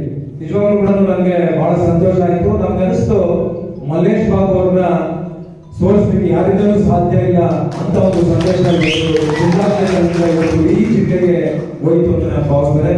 ಅದೇ ರೀತಿ ನಾವು ಎಲ್ಲರೂ ಕೂಡ ಚರ್ಚೆ ಮಾಡಿದ್ವಿ. ಆದ್ರೆ ಪ್ರಥಮವಾಗಿ ತಾಲೂಕಿನಲ್ಲಿ ಒಂದು ಸಮನ್ವಯ ಸಭೆ ನಡೀಬೇಕು ಅಂತ ಹೇಳಿ ನಾವು ಕೂಡ ನಮ್ಮ ತಾಲೂಕಿನಲ್ಲಿ JK ಭವನದಲ್ಲಿ ಒಂದು ಸಮನ್ವಯ ಸಭೆ, ಈ ಒಂದು ಜಿಲ್ಲಾ ಒಂದು ಲೋಕಸಭಾ ಚುನಾವಣೆ ಹಿನ್ನೆಲೆಯಲ್ಲಿ ಇವು ಮೈತ್ರಿ ಒಂದು ಸಮನ್ವಯ ಸಭೆ ನಡೀಬೇಕು ಎಲ್ಲರೂ. ಯಾಕಂದ್ರೆ ಭಾರತೀಯ ಜನತಾ ಪಕ್ಷದ ಮುಖಂಡರು ಮತ್ತು JDS ಪಕ್ಷದ ಮುಖಂಡರು ಒಟ್ಟುಗೂಡಿ ಒಮ್ಮೆ ಒಂದು ನಮ್ಮ ತಾಲೂಕು ಕೂಡ ಒಂದು ಒಳ್ಳೆಯ ಸಂದೇಶವನ್ನು ಕಳಿಸಬೇಕು ಅನ್ನುವಂಥ ದೃಷ್ಟಿಯಿಂದ ಇವತ್ತು ಈ ಸಭೆಯನ್ನ ಆಯೋಜಿಸಿದ್ವಿ. ಈಗಾಗಲೇ ನಿಮ್ಮನ್ನ ಕುರಿತು ಬಹಳ ಸುದೀರ್ಘವಾಗಿ ಮಾತನಾಡಿರ್ತಕ್ಕಂಥ ನಮ್ಮ ಈ ಭಾಗದಲ್ಲಿ ಒಂದು ಗ್ರಾಮ ಪಂಚಾಯಿತಿ ಚುನಾವಣೆಯಿಂದ ಹಿಡಿದು ಲೋಕಸಭಾ ಚುನಾವಣೆವರೆಗೂ ಕೂಡ ಅನೇಕ ಚುನಾವಣೆಗಳನ್ನ ನಾವು ನೋಡಿದ್ದೇವೆ. ಆದ್ರೆ ಒಂದೊಂದು ಚುನಾವಣೆ ಕೂಡ ಗ್ರಾಮ ಪಂಚಾಯಿತಿ ಚುನಾವಣೆ ಅಂತ ಹೇಳಿದ್ರೆ ಅದರದ್ದೇ ಆದಂತಹ ಒಂದು ಮಹತ್ವವನ್ನು ಪಡ್ಕೊಂಡಿದ್ದಾರೆ. ಇವತ್ತು ನಗರಸಭೆ ಚುನಾವಣೆ ಅಂತ ಹೇಳಿದ್ರೆ ಅದರದ್ದೇ ಒಂದು ಆ ಒಂದು ಮಹತ್ವವನ್ನು ಪಡ್ಕೊಂಡಿರುತ್ತೆ. ಇವತ್ತು ತಾಲೂಕು ಪಂಚಾಯಿತಿ, ಜಿಲ್ಲಾ ಪಂಚಾಯಿತಿ ಅಂತ ಹೇಳಿದ್ರೆ ಅದರದ್ದೇ ಆದಂತಹ ಒಂದು ಮಹತ್ವ ಇದೆ. ವಿಧಾನಸಭಾ ಚುನಾವಣೆ ಅಂತ ಹೇಳಿದ್ರೆ ಆ ಶಾಸಕರ ಕೆಲಸ ಕ್ಷೇತ್ರಕ್ಕೆ ಸಂಬಂಧಪಟ್ಟಂತೆ ರಾಜ್ಯದಲ್ಲಿ ಯಾರು ಮುಖ್ಯಮಂತ್ರಿಗಳಿರ್ತಾರೆ ಅಲ್ಲಿ ಮಾತನಾಡಿ ಚರ್ಚೆಗಳು ಮಾಡುವಂತಹ ಅವಕಾಶ ಇದೆ. ಆದ್ರೆ ಲೋಕಸಭಾ ಚುನಾವಣೆ ಅಂತ ಬಂದಂತ ಸಂದರ್ಭದಲ್ಲಿ ಇದು ನಮ್ಮ ದೇಶದ ಭವಿಷ್ಯದ ದೃಷ್ಟಿ ಮತ್ತು ದೇಶದ ಭದ್ರತಾ ವಿಚಾರದಲ್ಲಿ ಮತ್ತು ದೇಶದ ಅಭಿವೃದ್ಧಿಯ ವಿಚಾರದಲ್ಲಿ ಇವತ್ತು ಕಳೆದ 10 ವರ್ಷಗಳಿಂದ ನಾವು ಈ ದೇಶದಲ್ಲಿ ಮಾನ್ಯ ಪ್ರಧಾನಮಂತ್ರಿಗಳಾಗಿರ್ತಕ್ಕಂಥ ನರೇಂದ್ರ ಮೋದಿ ಅವರು ಎಷ್ಟು ಸಮಗ್ರವಾಗಿ, ಎಷ್ಟು ಸಮರ್ಥವಾಗಿ ದೇಶದಲ್ಲಿ ಇವತ್ತು ಭದ್ರತಾ ವಿಚಾರದಲ್ಲಿ ಇರಬಹುದು ಮತ್ತು ಅಭಿವೃದ್ಧಿಯ ವಿಚಾರದಲ್ಲಿ ಇರಬಹುದು. ಇವತ್ತು ಭದ್ರತೆ ಯಾಕೆ ನಾವು ಈ ಮಾತನ್ನ ಹೇಳ್ತೀವಿ ಅಂತ ಹೇಳಿದ್ರೆ, ನಾನು ಮುಂದೆ CAA ವಿಚಾರ ಅವರು ಕೂಡ ನಮ್ಮ ಸತ್ಯನಾರಾಯಣ ಮಹೇಶ್ ಅವರು ಬಹಳ ಸುದೀರ್ಘವಾಗಿ ಬಹಳ ಅರ್ಥಪೂರ್ಣವಾಗಿ ಹೇಳಿದ್ದಾರೆ. ಯಾಕಂದ್ರೆ ಕೆಲವರಿಗೆ ಅದರ ಬಗ್ಗೆ ಈ ಕೆಲವು ರಾಜಕಾರಣಿಗಳು ಕಾಂಗ್ರೆಸ್ ನಲ್ಲಿ ಇರ್ತಕ್ಕಂಥ ವಿಶೇಷವಾಗಿ ಅವರ ಬೆಳೆ ಬೇಯಿಸಿಕೊಳ್ಳುವಂತದಕ್ಕೆ ಅಲ್ಪಸಂಖ್ಯಾತ ಮುಖಂಡರಿಗೆ ಕೂಡ ಅದು ತಲೆಯಲ್ಲಿ ಹುಳ ಬಿಡುವಂತದ್ದು. ಅದರ ಬಗ್ಗೆ ನಾನು ಮುಂದೆ ಹೇಳ್ತೇನೆ. ಆದ್ರೆ ಇವತ್ತು ಅಭಿವೃದ್ಧಿಯ ವಿಚಾರದಲ್ಲಿ ಇವತ್ತು ನಿಮ್ಗೆಲ್ಲರ ಗಮನಕ್ಕೂ ಕೂಡ ತರಲಿಕ್ಕೆ ನಾನು ಬಯಸ್ತೇನೆ. ಸ್ವಾತಂತ್ರ್ಯ ಬಂದಾಗಲಿಂದ ಕೂಡ 2014ರವರೆಗೆ 91,000 ಕಿಲೋಮೀಟರ್ ಈ ದೇಶದ ಅಭಿವೃದ್ಧಿ ಆಗಿತ್ತು. ರಸ್ತೆ ಇನ್ಫ್ರಾಸ್ಟ್ರಕ್ಚರ್, ರೋಡ್ ಇನ್ಫ್ರಾಸ್ಟ್ರಕ್ಚರ್. ಆದ್ರೆ ನರೇಂದ್ರ ಮೋದಿ ಅವರು ಬಂದ ಮೇಲೆ 1,49,000 ಕಿಲೋಮೀಟರ್ ಇವತ್ತು ಆಗಿದೆ ಅಂತ ಹೇಳಿದ್ರೆ ನೀವು ಉತ್ತರ ಭಾರತದಲ್ಲಿ ನೋಡಬಹುದು. ಇವತ್ತು ಇದನ್ನ ವಾಜಪೇಯಿ ಅವರು ಪ್ರಾರಂಭ ಮಾಡಿದ್ರು, ಅದನ್ನ ಮುಂದುವರಿಸುತ್ತಾ ಇವತ್ತು ಕನ್ಯಾಕುಮಾರಿಯಿಂದ ಕಾಶ್ಮೀರದವರೆಗೆ ಇವತ್ತು 60% ಇವತ್ತು ಸ್ವಾತಂತ್ರ್ಯ ಬಂದ ನಂತರ 60 ವರ್ಷದ ವರ್ಷದಲ್ಲಿ ಯಾರು ಮಾಡದೇ ಇರ್ತಕ್ಕಂಥ ಕೆಲಸಗಳನ್ನ ಇವತ್ತು ಅಂತ ಒಂದು ಒಳ್ಳೆ ರೋಡ್ ಇನ್ಫ್ರಾಸ್ಟ್ರಕ್ಚರ್ ಇವತ್ತು ನಮಗೆ ದೇಶದಲ್ಲಿ ಕೊಟ್ಟಿದ್ದಾರೆ ಅಂತ ಹೇಳಿದ್ರೆ ಯಾರಾದ್ರೂ ಇದ್ರೆ ಅದು ದೇಶದ ಪ್ರಧಾನಮಂತ್ರಿಗಳಾದಂತ ನರೇಂದ್ರ ಮೋದಿ ಅವರು ಅನ್ನುವಂತ ಮಾತನ್ನ ಈ ಸಂದರ್ಭದಲ್ಲಿ ನಾನು ಹೇಳಕ್ಕೆ ಬಯಸ್ತೇನೆ. ಇವತ್ತು ಉತ್ತರ ಭಾರತದಲ್ಲಿ ನೀವು ನೋಡಬಹುದು 3 ಗಂಟೆಗಳು 4 ಗಂಟೆಗಳು ಪ್ರವಾಸ ಮಾಡುವಂತ ಬೆಟ್ಟಗಳಲ್ಲಿ ಹೋಗ್ಬೇಕಾಗಿರ್ತಕ್ಕಂಥ ಅಂತ ಒಂದು ಸಂದರ್ಭ ಇತ್ತು ನಮಗೆ. ಕೆಲವು ಕಡೆ ಇವತ್ತು ಟನಲ್ಗಳನ್ನ ಮಾಡಿದ್ದಾರೆ. 3 ಗಂಟೆಗಳ ಪ್ರವಾಸವನ್ನ ತಪ್ಪಿಸಿ ಆ ಟನಲ್ಗಳ ಮೂಲಕ ನಾವು ಹೋದ್ರೆ ಕೇವಲ 45 ನಿಮಿಷದಲ್ಲಿ ನಾವು ರೀಚ್ ಆಗಬಹುದು. ಯಾವ ಪ್ಲೇಸ್ಗೆ ನಾವು ರೀಚ್ ಆಗಬೇಕು, ಆ ಪ್ಲೇಸ್ ಹೋಗ್ಬೇಕಂದ್ರೆ 3-4 ಗಂಟೆಗಳು ತಗೊಂಡ್ತಾ ಇದ್ರು ಟೈಮ್. ಅದೇ ಇವತ್ತು ಟನಲ್ಗಳ ಮೂಲಕ ನಾವು ಹೋಗೋದ್ರಿಂದ 45 ನಿಮಿಷಕ್ಕೆ ನಾವು ರೀಚ್ ಆಗುವಂತ ಟನಲ್ಗಳು ಇವತ್ತು ನಮ್ಮ ದೇಶದಲ್ಲಿ ಇವತ್ತು ಮಾಡಿದ್ದಾರೆ. ಅದು ನರೇಂದ್ರ ಮೋದಿ ಅವರು ಮಾಡಿರ್ತಕ್ಕಂಥದ್ದು. ಅದರ ಜೊತೆಗೆ ಇವತ್ತು ಇಡೀ ದೇಶದಲ್ಲಿ ಇವತ್ತು ಯುವಕರಿಗೆ ಯುವತಿಯರಿಗೆ ಇವತ್ತು 8 IIM ಸ್ಥಾಪನೆ ಮಾಡಿರ್ತಕ್ಕಂಥ ಪ್ರಧಾನಮಂತ್ರಿಗಳು ಯಾರಾದ್ರೂ ಇದ್ರೆ ಅದು ನರೇಂದ್ರ ಮೋದಿ ಅವರು. ಯಾಕಂದ್ರೆ ನಾವು 17-18 ಪ್ರಧಾನಮಂತ್ರಿಗಳನ್ನ ನೋಡಿದ್ದೇವೆ. 17-18 ಪ್ರಧಾನಮಂತ್ರಿಗಳಲ್ಲಿ ಇವತ್ತು ದೇಶದಲ್ಲಿ IIM ಸ್ಥಾಪನೆ ಮಾಡಿರ್ತಕ್ಕಂಥ 8 IIM ಸ್ಥಾಪನೆ ಮಾಡಿರ್ತಕ್ಕಂಥವ್ರು ಯಾರಾದ್ರೂ ಇದ್ರೆ ನರೇಂದ್ರ ಮೋದಿ ಅವರು. ಇವತ್ತು 7 IIT ಸ್ಥಾಪನೆ ಮಾಡಿರ್ತಕ್ಕಂಥವ್ರು ದೇಶದ ಪ್ರಧಾನಮಂತ್ರಿಗಳ ಯಾರಾದ್ರೂ ಇದ್ರೆ ಅದು ನರೇಂದ್ರ ಮೋದಿ ಅವರು. ಇವತ್ತು ಏಮ್ಸ್ ಇವತ್ತು 17 ಏಮ್ಸ್ ಭಾರತ ದೇಶದಲ್ಲಿ. ನೆಹರು ಇದ್ದಾಗ ಒಂದೇ ಒಂದು ಏಮ್ಸ್ ಇತ್ತು. ಎರಡನೇ ಏಮ್ಸ್ ಪ್ರಾರಂಭ ಆಗಿದ್ದು ಮನಮೋಹನ್ ಸಿಂಗ್ ಇದ್ದಾಗ. ಇವತ್ತು 17 ಏಮ್ಸ್ ಇವತ್ತು ಕೇವಲ 10 ವರ್ಷದಲ್ಲಿ ಇವತ್ತು ಮಾಡಿರ್ತಕ್ಕಂಥವ್ರು ಯಾರಾದರೂ ಈ ದೇಶದಲ್ಲಿ ಇದ್ರೆ ಅದು ಪ್ರಧಾನಮಂತ್ರಿಗಳಾದಂತ ನರೇಂದ್ರ ಮೋದಿ ಅವರು. ಇವತ್ತು ಶತಾಬ್ದಿ ಎಕ್ಸ್ಪ್ರೆಸ್ ಸುಮಾರು 50ಕ್ಕಿಂತ ಹೆಚ್ಚು ಶತಾಬ್ದಿ ಎಕ್ಸ್ಪ್ರೆಸ್ ಗಳನ್ನ ಇವತ್ತು ನಮ್ಮ ದೇಶದಲ್ಲಿ ಇವತ್ತು ಕೊಟ್ಟಿದ್ದಾರೆ. ಇವತ್ತು ನಾವು ಓಡಾಡ್ತಾ ಇದ್ದೇವೆ. ಒಂದೇ ಭಾರತ್ ಟ್ರೈನ್ಗಳು ಇವತ್ತು ಓಡಾಡ್ತಾ ಇದ್ದಾವೆ. ಈ ರೀತಿ ಅನೇಕ ಕಾಮಗಾರಿಗಳು ಇವತ್ತು ಬೆಂಗಳೂರು ನಗರ, ಈ ರೀತಿ ಇಡೀ ದೇಶದಲ್ಲಿ ಎಲ್ಲ ಮಹಾನಗರಗಳಲ್ಲಿ ಇವತ್ತು ಮೆಟ್ರೋ, ಇವತ್ತು ಬೆಂಗಳೂರಿನಲ್ಲಿ ಇರ್ತಕ್ಕಂಥ ಮೆಟ್ರೋ ಇವತ್ತು ಇನ್ನೂ ಹೆಚ್ಚುವರಿಯಾಗಿ ಮೆಟ್ರೋ ವಿಸ್ತರಣೆ ಮಾಡಿರ್ತಕ್ಕಂಥದ್ದು, ಹೊಸ ಲೈನ್ಗಳನ್ನು ಹಾಕಿರ್ತಕ್ಕಂಥದ್ದು. ಇವತ್ತು ಇಡೀ ದೇಶದಲ್ಲಿ ಇವತ್ತು ರೈಲ್ವೆ ಇಲಾಖೆಯಲ್ಲಿ ಆ ರೈಲ್ಗಳು ಏನು ನಮ್ಮ ಮೊದಲಿಂದ ಇತ್ತು, ಇವತ್ತು ಹೊಸ ರೈಲ್ಗಳನ್ನ ಈ ರೀತಿ ಅನೇಕ ಡೆವಲಪ್ಮೆಂಟ್ ಅನ್ನ ಇವತ್ತು ಕೇವಲ 10 ವರ್ಷದಲ್ಲಿ ಈ ರೀತಿ ನಾವು ಹೇಳಿದ್ದೇವೆ.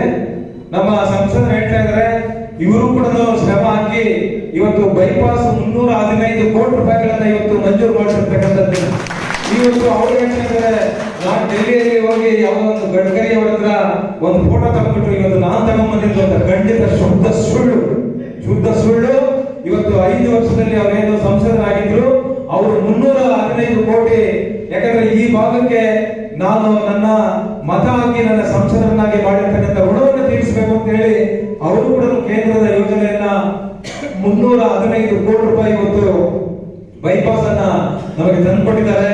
ಹಾಗಾಗಿ ನಿಮ್ಮೆಲ್ಲರ ಪರವಾಗಿ ಸಂಸದರಿಗೆ ಅಭಿನಂದನೆಗಳನ್ನು ಸಲ್ಲಿಸುತ್ತೇನೆ. ಇವತ್ತೇನು ಬಿಜೆಪಿ ಮತ್ತು JDS ಮೈತ್ರಿ ಆಗಿದೆ, ಈ ಮೈತ್ರಿ ಅಭ್ಯರ್ಥಿಯಾಗಿ ಮಲ್ಲೇಶ್ ಬಾಬು ಅವರು ಇವತ್ತು ನಮ್ಮ ಮೈತ್ರಿ ಅಭ್ಯರ್ಥಿಯನ್ನಾಗಿ ನಾವು ಆಯ್ಕೆ ಮಾಡಿಕೊಂಡಿದ್ದೇವೆ. ಇವತ್ತು ಅವರ ಕುಟುಂಬದ ಪರಿಚಯ ನಿಮ್ಗೆಲ್ಲರಿಗೂ ಕೂಡ ಗೊತ್ತಿದೆ. ಅವರ ತಾಯಿ ಮಂಗಮ್ಮ ಅವರು ಒಮ್ಮೆ ಲೋಕಸಭೆಗೆ ಕೂಡ ಅಭ್ಯರ್ಥಿಯಾಗಿದ್ರು, ಮತ್ತೆ ಜಿಲ್ಲಾ ಪಂಚಾಯತಿ ಸದಸ್ಯರಾಗಿ ಜಿಲ್ಲಾ ಪಂಚಾಯತಿ ಅಧ್ಯಕ್ಷರು ಕೂಡ ಆಗಿದ್ರು. ಒಳ್ಳೆ ಕೆಲಸವನ್ನು ಮಾಡಿದ್ದಾರೆ. ಒಳ್ಳೆ ಕುಟುಂಬದಲ್ಲಿ ಅವರು ಬೆಳೆದಂತವರು, ಒಳ್ಳೆ ಸಂಸ್ಕಾರವಂತರು. ನಿಜವಾಗ್ಲೂ ಕೂಡ ಇವತ್ತು 2 ಪಕ್ಷಗಳು, ಇಬ್ರು ನಾಯಕರು ಸೇರಿ, ವರಿಷ್ಠರು ಸೇರಿ ಮಲ್ಲೇಶ್ ಬಾಬು ಅವರನ್ನ ಇವತ್ತು ಆಯ್ಕೆ ಮಾಡಿದ್ದಾರೆ. ಬಹುಶಃ ಮುಂದಿನ 26ನೇ ತಾರೀಕು ನಡೆಯುವಂತ ಲೋಕಸಭಾ ಚುನಾವಣೆ ಇದೆ. ಆ ಚುನಾವಣೆಯಲ್ಲಿ ನಾವು ಪ್ರತಿಯೊಬ್ಬರು ಕೂಡ ಇವತ್ತು ನಮ್ಮ ಹಳ್ಳಿಗಳಲ್ಲಿ ಶ್ರಮ ವಹಿಸಿ, ಯಾಕಂದ್ರೆ ಹಿಂದೆ ಎಳೆದಿದ್ದೀವಿ ನಾವು, ಈ ರೀತಿ ಎಡುವಂತದ್ದು ಆಗಬಾರ್ದು. ಮುಂದೆ ನಮ್ಮ ಮಲ್ಲೇಶ್ ಬಾಬು ಅವರನ್ನ ಲೋಕಸಭಾ ಸದಸ್ಯರಾಗಿ ಆಯ್ಕೆ ಮಾಡಿ 3ನೇ ಬಾರಿಗೆ ದೇಶದಲ್ಲಿ ನರೇಂದ್ರ ಮೋದಿ ಅವರು ಪ್ರಧಾನಮಂತ್ರಿಗಳಾಗಬೇಕು. ಅವರಿಂದ ಇನ್ನೂ ಆಗುವಂತ ಕೆಲಸಗಳು, ಬಹಳಷ್ಟು ಕೆಲಸಗಳಿದ್ದಾವೆ. ಅವೆಲ್ಲ ಕೆಲಸಗಳು ಕೂಡ ಆಗ್ಬೇಕು ಅಂತ ಹೇಳಿದ್ರೆ ಬಹುಶಃ ಇವತ್ತು ನಾವೆಲ್ಲರೂ ಕೂಡ ಮಲ್ಲೇಶ್ ಬಾಬು ಅವರಿಗೆ ಬೆಂಬಲವನ್ನ ಕೊಡಬೇಕು. ಮಲ್ಲೇಶ್ ಬಾಬು ಅವರ ಚಿಹ್ನೆ ಗುರುತು ತೆರೆಯುವಂತ ಮಹಿಳೆ ಗುರುತಿಗೆ ತಮ್ಮೆಲ್ಲರೂ ಕೂಡ ತಮ್ಮ ಅಮೂಲ್ಯವಾದಂತ ಮತವನ್ನ ಕೊಡಬೇಕು ಅನ್ನುವಂತ ಮಾತನ್ನ ಈ ಸಂದರ್ಭದಲ್ಲಿ ಹೇಳಲಿಕ್ಕೆ ನಾನು ಬಯಸ್ತೇನೆ. 10 ತಿಂಗಳಲ್ಲಿ 5 ಗ್ಯಾರಂಟಿಗಳನ್ನ ಬಿಟ್ಟು ಬರಲಿಲ್ಲ. ಇವತ್ತು 5 ಗ್ಯಾರಂಟಿಗಳಲ್ಲಿ ಎಲ್ಲ ಎಲ್ಲಾ ತರ 24 ಗಂಟೆ ನೀವು ಕೊಡ್ತೀವಿ ಅಂತ ಹೇಳಿದ್ರು. 24 ಗಂಟೆ ಕೊಟ್ಟಿಲ್ಲ ಅವರು. ಮೇ ತಿಂಗಳಲ್ಲಿ ಸರ್ಕಾರ ರಚನೆ ಆಗಿತ್ತು, ಜೂನ್ ಜುಲೈನಲ್ಲಿ ನಿಮ್ಗೆ ಅರ್ಜಿ ಕೊಟ್ಟಿದ್ದು. ನಿಜವಾಗ್ಲೂ ಅವರು ನಾನು ಎಷ್ಟೋ ಸಭೆಗಳಲ್ಲಿ ಕೇಳಿದ್ದೇನೆ. ಉತ್ತರ ಕರ್ನಾಟಕದ ಕಡೆ ನಮ್ಮ ಕೋರ್ ಕಮಿಟಿ ಸಭೆಗಳಾಯಿತು. ಆ ಸಭೆಗಳಲ್ಲಿ ಹೇಳ್ತಾ ಇದೆ, ನಿಮ್ಗೆ ನಾಚಿಕೆ ಆಗೋದಿಲ್ವಾ? 10 ಕೆಜಿ ನಾವು 10 ಕೆಜಿ ಅಂತ ಹೇಳ್ತಾರೆ. ನೀವು ಕೊಡ್ತಾ ಇರ್ತಕ್ಕಂಥದ್ದು 5 ಕೆಜಿ ದುಡ್ಡು. ಇನ್ನು 5 ಕೆಜಿ ದುಡ್ಡು ಅಕ್ಕಿ ಕೊಡ್ತಾ ಇರೋದು ನರೇಂದ್ರ ಮೋದಿ ಅವರು. ನಾವು ನರೇಂದ್ರ ಮೋದಿ ಅವರ ಹೆಸರು 5 ಕೆಜಿ ಅವ್ರದ್ದು 5 ಕೆಜಿ ನಮ್ದು ಹೇಳ್ರಿ ಅಂತ ಅವ್ರು ಹೇಳ್ತಾರೆ. 5 ಕೆಜಿ 10 ಕೆಜಿ 10 ಕೆಜಿ ಎಲ್ಲಾದ್ರೂ 10 ಕೆಜಿ ಅಂತ ಕೇಳಬೇಕು. ಮಾಧ್ಯಮ ಸ್ನೇಹಿತರು ಕೂಡ ಕೇಳಬೇಕು. 10 ಕೆಜಿ ಎಲ್ಲ ಹೌದು. ನರೇಂದ್ರ ಮೋದಿ ಅವರು ಕೋವಿಡ್ ಸಂದರ್ಭದಲ್ಲಿ ಸಂಕಷ್ಟಕ್ಕೀಡಾಗಿದ್ರು ಅಂತ ಹೇಳಿ ಆವತ್ತಿನ ಸಂದರ್ಭದಲ್ಲಿ ಅವರು ತೀರ್ಮಾನ ತಗೊಂಡು ಮನೆಗಳಲ್ಲಿ ಇರ್ತಾರೆ, ಎಲ್ಲೂ ಕೆಲಸ ಕಾರ್ಯಗಳಿಗೆ ಹೋಗೋದಿಲ್ಲ, ಹಾಗಾಗಿ 5 ಕೆಜಿ ನಾವು ಕೊಡಬೇಕು ಅಂತ ಹೇಳಿ ಆವತ್ತಿನ ಸಂದರ್ಭದಲ್ಲಿ ತೀರ್ಮಾನ ಮಾಡಿ ಅದನ್ನ ಇನ್ನೂ ಮುಂದುವರಿಸ್ತೀವಿ. ಇಲ್ಲಿವರೆಗೂ ಕೂಡ ಇನ್ನೂ ಮುಂದುವರಿಸಿದ್ದಾರೆ. ಆದ್ರೆ ಅದನ್ನು ಸೇರಿಸಿ ಇವರು 10 ಕೆಜಿ ಅಂತ ಹೇಳ್ತಾರೆ. ನಿಜವಾಗ್ಲೂ ಕೂಡ ಇವತ್ತು ಎಲೆಕ್ಟ್ರಿಸಿಟಿ ನಿಮಗೆ ವಿದ್ಯುತ್ ಫ್ರೀ ಅಂತ ಹೇಳಿದ್ರು, 200 ಯೂನಿಟ್ ಅಂತ ಹೇಳಿದ್ರು. 200 ಯೂನಿಟ್ ಅಂತ ಹೇಳಿದಾಗ ಇವತ್ತು ಬಡವರ ಮನೆಯಲ್ಲಿ ಇರ್ತಕ್ಕಂಥ ಬಡ ಒಂದು ವರ್ಗದ ಜನರು ಇವತ್ತು ನಾವು ಫ್ರಿಡ್ಜ್ ತಗೋಬಹುದು, ಇವತ್ತು ಫ್ರಿಡ್ಜ್ ತಗೋಬಹುದು, ವಾಷಿಂಗ್ ಮಿಷಿನ್ ತಗೋಬಹುದು, ಎಲೆಕ್ಟ್ರಿಕ್ ಹೀಟರ್ ತಗೋಬಹುದು, ಇವೆಲ್ಲ ರೀತಿಯಲ್ಲಿ ಯೋಚನೆ ಮಾಡಿರ್ತಾರೆ. ಆದ್ರೆ ಆಮೇಲೆ ಏನಾದ್ರು ಸರಾಸರಿ ಯೂನಿಟ್ಗಳಂತ ಹೇಳಿದ್ರು. ಸರಾಸರಿ ಯೂನಿಟ್ ಅಂದಾಗ ಫ್ರಿಡ್ಜ್ ಬಳಸಕ್ ಆಗೋದಿಲ್ಲ, ಎಲೆಕ್ಟ್ರಿಕ್ ಹೀಟರ್ ಬಳಸಕ್ ಆಗೋದಿಲ್ಲ, ವಾಷಿಂಗ್ ಮಿಷಿನ್ ಬಳಸಕ್ ಆಗೋದಿಲ್ಲ. ಆದ್ರೆ ನೀವು ಬಡವರಾಗೆ ಇರಬೇಕು ಅನ್ನುವಂತ ಆದ್ರೆ ಯಾವುದೇ ಕಂಡೀಷನ್ ಇದ್ದಿರ ಮೊದಲು ಹೇಳಿ ಆನಂತರ ಕಂಡೀಷನ್ ಗಳನ್ನ ಅಳವಡಿಸಿದ್ರು. ಅದರಿಂದ ಕೂಡ ಇವತ್ತು ಬಡವರಾಗೆ ಇರಬೇಕು ಆ ರೀತಿ ಒಂದು ವ್ಯವಸ್ಥಿತವಾಗಿ ಮಾಡಿದ್ದಾರೆ. ಮತ್ತು ಇವತ್ತು ನಿರುದ್ಯೋಗಕ್ಕೆ 3,000 ಕೊಡ್ತೀವಿ ಅಂತ ಹೇಳಿದ್ರು. ಈ ನಿರುದ್ಯೋಗದಲ್ಲಿ ಅಲ್ಲಿ ಕೂಡ ವಂಚನೆ ಮಾಡಿದ್ದಾರೆ ಇವತ್ತು ಯುವಕರಿಗೆ. ಯಾವ ರೀತಿ ಮಾಡಿದ್ರು? ಇವತ್ತು 2023-24 ಯಾರು ಉತ್ತೀರ್ಣರಾಗಿದ್ದಾರೆ ಅವರು ಮಾತ್ರ ಅಂತ ಹೇಳ್ಬಿಟ್ರು. ಇವತ್ತು 2015-16ರಲ್ಲಿ ಪಾಸ್ ಆಗಿರ್ತಕ್ಕಂಥವ್ರಿಗೆ, 2016-17ರಲ್ಲಿ ಪಾಸ್ ಆಗಿರ್ತಕ್ಕಂಥವ್ರಿಗೆ, 2017-18ರಲ್ಲಿ ಪಾಸ್ ಆಗಿರ್ತಕ್ಕಂಥವ್ರಿಗೆ, 2018-19ರಲ್ಲಿ ಪಾಸ್ ಆಗಿರ್ತಕ್ಕಂಥವ್ರಿಗೆ, 2019-20ರಲ್ಲಿ ಪಾಸ್ ಆಗಿರ್ತಕ್ಕಂಥವ್ರಿಗೆ, 19-20-21ರಲ್ಲಿ ಪಾಸ್ ಆಗಿ ಇವರೆಲ್ಲರಿಗೂ ಕೂಡ ವಂಚನೆ ಮಾಡಿದ್ರು. ಈ 5 ಗ್ಯಾರಂಟಿಗಳ ಮೂಲಕ ಇವರ ಎಲ್ಲ ಯುವಕರಿಗೆ ಯುವತಿಯರಿಗೆ ಇವತ್ತು ವಂಚನೆ ಮಾಡಿರ್ತಕ್ಕಂಥ ಈ ರೀತಿ ಎಲ್ಲ ಸುಳ್ಳು ಭರವಸೆಗಳನ್ನು ಕೊಟ್ಟು ಇವತ್ತು ಇಡೀ ಕರ್ನಾಟಕ ರಾಜ್ಯದಲ್ಲಿ 10 ತಿಂಗಳಲ್ಲಿ ಈ ಗ್ಯಾರಂಟಿಗಳನ್ನು ಬಿಟ್ಟು ಆಚೆ ಬಂದಿಲ್ಲ. ಇದುವರೆಗೂ ಕೂಡ ನೀರಾವರಿ ಯೋಜನೆಗಳು ಇವತ್ತು ಸ್ಥಗಿತ ಆಗಿದೆ, ಇವತ್ತು ಅಭಿವೃದ್ಧಿ ಕುಂಠಿತ ಆಗಿದೆ, ಇವತ್ತು ಬರಗಾಲ ಬಂದಿದೆ. ಇವತ್ತು ಬರಗಾಲದಲ್ಲಿ ಇಡೀ ಕರ್ನಾಟಕ ರಾಜ್ಯಕ್ಕೆ 325 ಕೋಟಿ ಮಾತ್ರ ಬಿಡುಗಡೆ ಮಾಡಿದ್ದಾರೆ. ಯಾಕೆ ನಿಮ್ಮ ಖಜಾನೆಯಿಂದ ಮಾಡಿ ಅಂತ ಹೇಳಿದ್ವಿ. ಆದ್ರೆ ಇವತ್ತು ಬೇರೆ ಬೇರೆ ರಾಜ್ಯಗಳಲ್ಲಿ ಚುನಾವಣೆ ನಡೀತಾ ಇದ್ರೆ 100 ಕೋಟಿಗಳನ್ನು ಅಲ್ಲಿ ಕಳಿಸ್ತಾ ಇದ್ದಾರೆ. ಆದ್ರೆ ಕರ್ನಾಟಕ ರಾಜ್ಯದಲ್ಲಿ ಇವತ್ತು ಭೀಕರ ಬರ ಎದುರಿಸ್ತಾ ಇದ್ದೇವೆ. ಕುಡಿಯೋದಕ್ಕೆ ನೀರಿಲ್ಲ, ಜಾನುವಾರುಗಳ ಮೇವಿಲ್ಲ. ಆದ್ರೆ ಬರೀ 325 ಕೋಟಿ ಮಾತ್ರ ಬಿಡುಗಡೆ ಮಾಡಿರ್ತಕ್ಕಂಥದ್ದು. ಹಾಗಾಗಿ ಇವತ್ತು ಕಳೆದ ವಿಧಾನಸಭಾ ಚುನಾವಣೆಯಲ್ಲಿ ಗ್ಯಾರಂಟಿಗಳ ಮೂಲಕ ರಾಜ್ಯದ ಜನತೆಗೆ ಮೋಸ ಮಾಡಿ ಇವತ್ತು ಅಧಿಕಾರಕ್ಕೆ ಬಂದಿರತಕ್ಕಂಥದ್ದು. ಈಗ ನಮ್ಮ ಮುಂದೆ ಬಂದಿರತಕ್ಕಂಥ ಚುನಾವಣೆಯಲ್ಲಿ ಮುಂದಿನ ತಿಂಗಳು 26ನೇ ತಾರೀಕು ನಡೆಯುವಂತಹ ಲೋಕಸಭಾ ಚುನಾವಣೆಯಲ್ಲಿ ನಮ್ಮ ಮೈತ್ರಿ ಅಭ್ಯರ್ಥಿಯನ್ನ 1 ಲಕ್ಷ ಮತಗಳು ಕ್ರಾಸ್ ಆಗಬೇಕು ನಮ್ಮ ಚಿಂತಾಮಣಿಯಲ್ಲಿ. ನನ್ನ ಒಂದು ಕಳಕಳಿಯ ಮನವಿ ನಿಮ್ಮೆಲ್ಲರಿಗೂ ಕೂಡ ಕೈ ಮುಗಿದು ಕೇಳ್ತೇನೆ. ನೀವೆಲ್ಲರೂ ಕೂಡ ಈಗ 20-25 ದಿನಗಳ ಶ್ರಮ ಹಾಕಿ ಆ ಚುನಾವಣೆಯಲ್ಲಿ 1 ಲಕ್ಷ ಮತಗಳು ಕ್ರಾಸ್ ಆಗಬೇಕು ಚಿಂತಾಮಣಿಯಲ್ಲಿ ಅಂತ ಒಂದು ಕೆಲಸವನ್ನ ನೀವೆಲ್ಲರೂ ಕೂಡ ನಮ್ಮ ಜೊತೆಯಲ್ಲಿ ಕೈ ಜೋಡಿಸಿ ಮಾಡಬೇಕು ಅನ್ನುವಂತ ಮಾತನ್ನ ಈ ಸಂದರ್ಭದಲ್ಲಿ ಹೇಳಿ, ಕಡೆಗೆ ಮುಸಲ್ಮಾನ ಬೇಕಾಗಿರ್ತಕ್ಕಂಥ ಸುಮಾರು 20-30 ಮುಖಂಡರು ಈ ಸಭೆಯಲ್ಲಿ ಭಾಗವಹಿಸಿದ್ರು. ಬಹುಶಃ ಅವರಿಗೆ ರಂಜಾನ್ ಉಪವಾಸ ಇರೋದ್ರಿಂದ ಕೆಲವರು ಹೋಗಿದ್ದಾರೆ, ಕೆಲವರು ಇಲ್ಲೇ ಇದ್ದಾರೆ. ನನಗೆ ಬಂದಂತ ಸಂದರ್ಭದಲ್ಲಿ ನಮ್ಮ ಸಂಸದರು ಕೇಳಿದ್ರು, ಏನಣ್ಣ ನಿಮ್ಮವರು ಇನ್ನು ಅಲ್ಪಸಂಖ್ಯಾತ ಮುಖಂಡರು ಇನ್ನೂ ಬಿಟ್ಟಿಲ್ಲ, ನಿಮ್ಮನ್ನ ಇದ್ದಾರೆ ನಿಮ್ಮ ಜೊತೆಯಲ್ಲಿ? ಹೌದು ನನ್ನ ಜೊತೆಯಲ್ಲಿ ನಾನು ಬಹಳ ಆತ್ಮೀಯವಾಗಿರ್ತಕ್ಕಂಥವ್ರು ಎಲ್ಲರೂ ಕೂಡ ನನ್ನ ಜೊತೆಯಲ್ಲಿ ಇದ್ದಾರೆ ಅನ್ನುವಂಥದ್ದನ್ನ ಹೇಳ್ತಾ ಇದ್ದಾರೆ. ಆದ್ರೆ ನಾನು ನಮ್ಮ ಮುಸಲ್ಮಾನ ಮುಖಂಡರಿಗೆ ಇವತ್ತು ಕೈ ಮುಗಿದು ಹೇಳ್ತೇನೆ, ಈ ಕರ್ನಾಟಕ ರಾಜ್ಯದಲ್ಲಿ 25-26 ಮುಖ್ಯಮಂತ್ರಿಗಳನ್ನ ನಾವು ನೋಡಿದ್ದೇವೆ. ದೇಶದಲ್ಲಿ 17-18 ಪ್ರಧಾನಮಂತ್ರಿಗಳನ್ನ ನೋಡಿದ್ದೇವೆ. ಆದ್ರೆ ಈ ದೇಶದಲ್ಲಿ ಆಗಲಿ ರಾಜ್ಯದಲ್ಲಾಗಲಿ ಕಾಂಗ್ರೆಸ್ ಸರ್ಕಾರ ಅಧಿಕಾರ ನಡೆಸಿದೆ, ಜೆಡಿಎಸ್ ಸರ್ಕಾರ ಅಧಿಕಾರ ನಡೆಸಿದೆ, ಬಿಜೆಪಿ ಅವರು ಅಧಿಕಾರ ನಡೆಸಿದ್ದಾರೆ. ಆದ್ರೆ ಸಮ್ಮಿಶ್ರ ಸರ್ಕಾರಗಳು ಕೂಡ ನಡೆದಿದೆ. ನಾನು ಮುಸಲ್ಮಾನ ಮುಖಂಡರಿಗೆ ಒಂದು ವಿನಂತಿ ರಾಜ್ಯದಲ್ಲಾಗ್ಲಿ ದೇಶದಲ್ಲಾಗ್ಲಿ ಯಾರು ಕೂಡ ಮುಸಲ್ಮಾನರನ್ನ ದೇಶದಿಂದ ಹೊರಗಿಡಬೇಕು ಅಂತ ಹೇಳಿ ಕರ್ನಾಟಕ ರಾಜ್ಯದಲ್ಲಿ ಮುಖ್ಯಮಂತ್ರಿಗಳು ಯಾವ ಆದೇಶ ಮಾಡಿಲ್ಲ, ಯಾವತ್ತೂ ಕೂಡ ಮಾಡಿಲ್ಲ. ದೇಶದಲ್ಲಿ ನಾವು 18 ಪ್ರಧಾನಮಂತ್ರಿಗಳನ್ನ ಇವತ್ತು ನರೇಂದ್ರ ಮೋದಿ ಅವರ ಆದಿಯಾಗಿ 18 ಪ್ರಧಾನಮಂತ್ರಿಗಳನ್ನ ಇವತ್ತು ನಾವು ನೋಡಿದಾಗ ಯಾವ ಪ್ರಧಾನಮಂತ್ರಿಗಳು ಕೂಡ ಈ ದೇಶದಿಂದ ಮುಸಲ್ಮಾನರನ್ನ ಹೊರ ಹಾಕಬೇಕು ಅಂತ ಎಲ್ಲೂ ಕೂಡ ಯಾರು ತೊಂದರೆ ಮಾಡಿಲ್ಲ. ಆದ್ರೆ ನಾವು ಕೆಲವು ರಾಜಕಾರಣಿಗಳ ಅದರ ಬೇಳೆ ಬೇಯಿಸ್ಕೊಳ್ಳೋದಕ್ಕೆ ಮುಸಲ್ಮಾನರಿಗೆ ಏನೋ ಮಾಡಿಬಿಡ್ತಾರೆ ಅನ್ನುವಂತ ನಿಮ್ಮ ತಲೆಯಲ್ಲಿ ಉಳ ಬಿಡುವಂತ ಕೆಲಸವನ್ನ ಮಾಡ್ತಾರೆ. ಖಂಡಿತ ಯಾಕೆ ಯಾವ ಸರ್ಕಾರ ಬಂದರೂ ಕೂಡ ಏನು ಮಾಡೋಕ್ಕಾಗೋದಿಲ್ಲ ಅಂತ ಹೇಳಿದ್ರೆ ನಮ್ಮ ದೇಶದ ಕಾನೂನು, ನಮ್ಮ ದೇಶದ ಸಂವಿಧಾನ ಬಲಿಷ್ಠವಾಗಿದೆ, ಗಟ್ಟಿಯಾಗಿದೆ. ಯಾರನ್ನ ಕೂಡ ಏನು ಮಾಡೋಕ್ಕಾಗೋದಿಲ್ಲ. ದಯಮಾಡಿ ಈ ಮುಂದೆ ಬರ್ತಕ್ಕಂಥ ಚುನಾವಣೆಯಲ್ಲಿ ನಮ್ಮ ಚಿಂತಾಮಣಿ ವಿಧಾನಸಭಾ ಕ್ಷೇತ್ರದ ಮುಸಲ್ಮಾನರಾಗಲಿ, ನಮ್ಮ ಜಿಲ್ಲೆಯಲ್ಲಿರ್ತಕ್ಕಂಥ ಮುಸಲ್ಮಾನರಾಗಲಿ, ಈ ಬಾರಿ ನೀವು ಮುಂದಿನ ತಿಂಗಳು 26ನೇ ತಾರೀಕು ನಡೆಯುವಂತಹ 18ನೇ ಲೋಕಸಭಾ ಚುನಾವಣೆ ಏನಿದೆ, ಮುಸಲ್ಮಾನರು ಕೂಡ ನಮ್ಮ ಜೊತೆಯಲ್ಲಿ ಕೈ ಜೋಡಿಸಿ ಕೆಲಸ ಮಾಡಿ. ನಾನು 10 ವರ್ಷಗಳ ಒಳ್ಳೆ ಕೆಲಸವನ್ನು ಮಾಡಿದ್ದೇನೆ.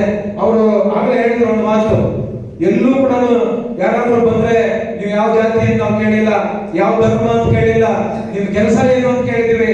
ಆ ಕೆಲಸಕ್ಕೆ ತಕ್ಷಣ ಸ್ಪಂದಿಸಿ ಕೆಲಸ ಮಾಡುವಂತ ಕೆಲಸವನ್ನ ಕಳೆದ 10 ವರ್ಷಗಳಲ್ಲಿ ನಾನು ಮಾಡಿದ್ದೆ. ಆದ್ರೂ ಕೂಡ ನಾನು ಸೋತಿದ್ದೆ. ನನಗೆ ಯಾರಿಗೂ ಕೂಡ ನಾನು ಕಳೆದ ಆತ್ಮಾವಲೋಕನ ಸಭೆಯಲ್ಲಿ ನಾನು ಹೇಳಿದ್ದೆ ಪ್ರಾರಂಭದಲ್ಲಿ, ನಾನು ಯಾರಿಗೂ ಲೋಪ ಕೊಡೋದಿಲ್ಲ, ಯಾರ ಮೇಲೂ ದೋಷ ಕೊಡೋದಿಲ್ಲ.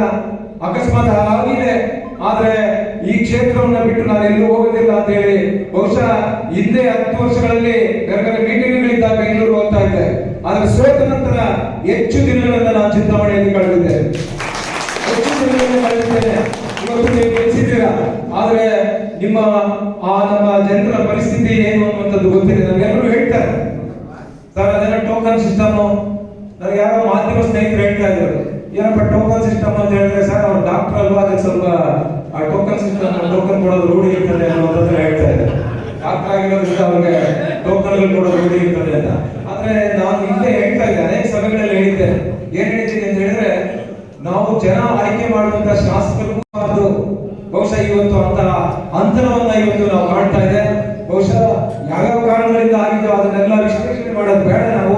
ಆದ್ರೆ ಮುಂದೆ ಇಂಥ ಸಂದರ್ಭಗಳು ಬಂದಂತ ಸಂದರ್ಭದಲ್ಲಿ ನಾವೆಲ್ಲರೂ ಕೂಡ ಎಚ್ಚೆತ್ತುಕೊಂಡು ಎಚ್ಚರಿಕೆಯಿಂದ ನಾವು ಕೆಲಸ ಮಾಡಿದಾಗ ಒಳ್ಳೆ ಆಡಳಿತವನ್ನ ಕೊಡ್ಲಿಕ್ಕೆ ಸಾಧ್ಯ ಆಗುತ್ತೆ. ಇವತ್ತು ನಾವೇನೋ ಸಿಂಗಪೂರ್ ಮಾಡಿಬಿಡ್ತೀವಿ ಅಂತ ಆ ಫುಟ್ಪಾತ್ನ ಬೇರೆ ಬೇರೆ ವ್ಯಾಪಾರಸ್ಥರನ್ನ ಎಲ್ರಿಗೂ ಕೂಡ ಎಲ್ಲ ವರ್ಗದ ಜನರಿಗೂ ಕೂಡ ಇವತ್ತು ಬಿಸಿ ತಡ್ತಾ ಇದೆ. ಒಂದು ವರ್ಗಕ್ಕೆ ಅಂತಲ್ಲ, ಎಲ್ಲ ವರ್ಗದ ಜನರಿಗೂ ಕೂಡ ಬಿಸಿ ತಡ್ತಾ ಇದೆ.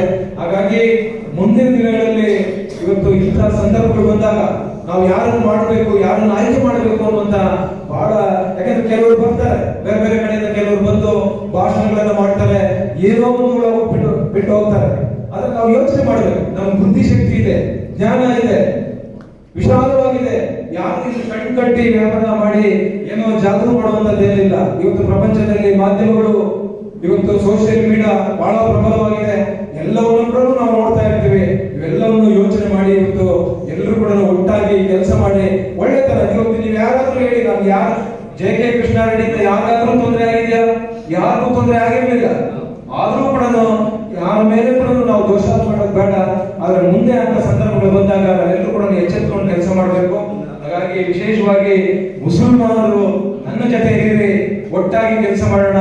ಯಾಕೆಂದ್ರೆ ನೀವೆಲ್ಲರೂ ಕೂಡ ನೋಡಿದ್ದೇನೆ, ನಾನು ಬಹಳ ಸ್ಪಷ್ಟವಾಗಿ ಹೇಳಿದ್ದೇನೆ, ಈ ರಾಜ್ಯದಲ್ಲಿ 25-26 ಮುಖ್ಯಮಂತ್ರಿಗಳು, 28 ಇದರಲ್ಲಿ ಕೂಡ ಇವತ್ತು ಲೋಕಸಭಾ ಕ್ಷೇತ್ರಗಳಲ್ಲಿ JDS ಏನಿದ್ರೆ ಅಲ್ಲಿ ಬಿಜೆಪಿ ಅವರು ಕೆಲಸ ಮಾಡ್ತಾರೆ.